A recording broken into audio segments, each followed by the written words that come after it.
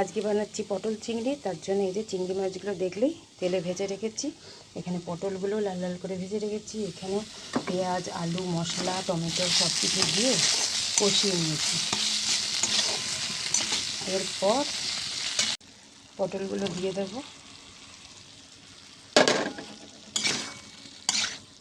পুরো মশলাটা ভালো করে কষিয়ে তারপরে জল দেবো।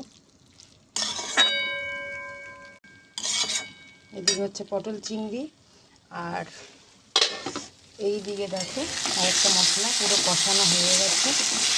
এরপর এর মধ্যে দিয়ে দেবো চিকেন। আজকে হচ্ছে লাঞ্চ মেনুতে চিকেন, পটল চিংড়ি।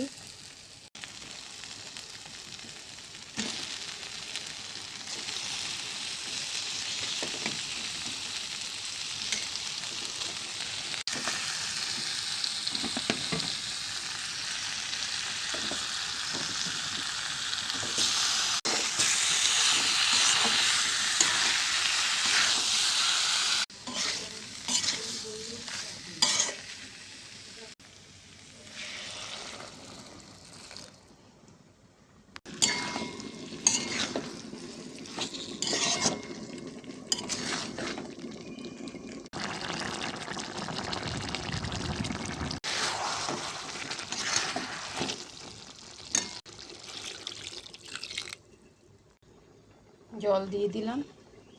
এবার ভালো করে ফুটে গেলে তাহলেই হয়ে যাবে আমার চিকেন।